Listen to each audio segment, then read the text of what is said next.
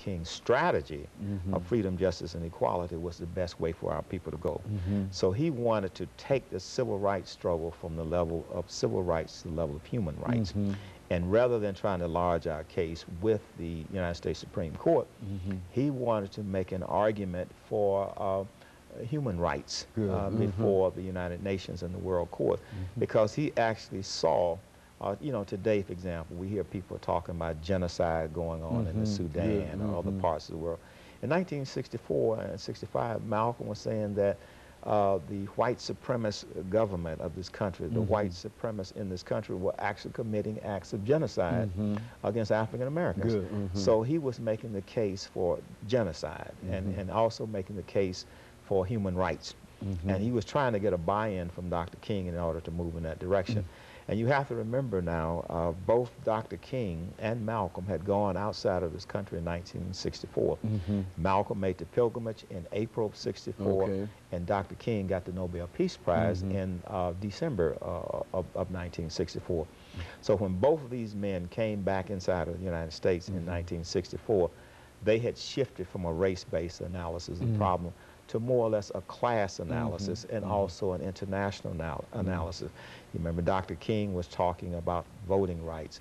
He was also talking about, he started to move against the war in Vietnam. And Malcolm had already been there some years early, even when he was in the Nation of Islam. So they both started to deal more with human rights issues. They both started to deal with international issues, being opposed to the war in Vietnam, being opposed to the apartheid government in South Africa. And it looked as though the two men were starting to come together.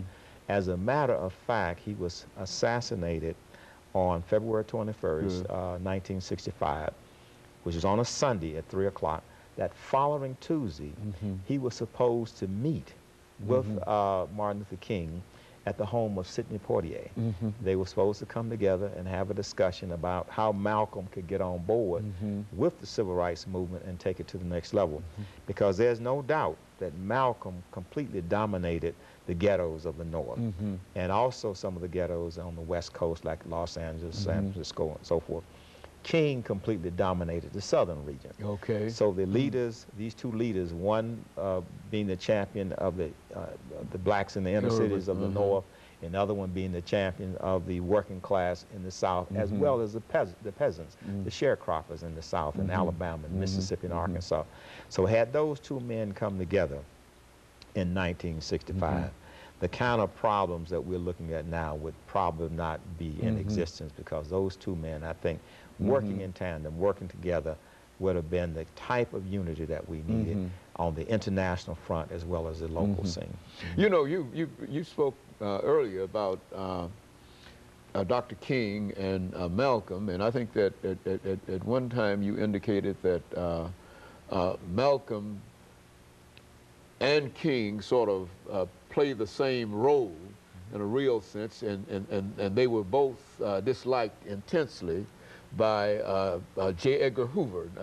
Touch upon that. I mean, what was Malcolm's relationship with Mr. Hoover, and why? And I think that there's even some suggestion that the government might have had something to do with his assassination, even though the government itself did not assassinate him. He was, from what I understand, he was assassinated by members of the Nation of Islam's organization. But speak to that. Yeah, that was a myth, I think, and I would want to call it a myth, that was sort of operating inside of the intelligence community in this country at that time. And much of it had to do with the fact that we were in the Cold War, you know, the communism versus the Western so-called democracies. And so J. Edgar Hoover had this idea that he wanted to stop the rise of a Messiah, almost like Pharaoh during the times of Moses. And he did see Dr. King and Malcolm as a possibility of being that Messiah that would rise up among the African Americans and free them from the bondage of modern-day Pharaoh. And so that was the mythology that J. Edgar Hoover operated out. And I would think that even to this very day, there's still that paranoia that somehow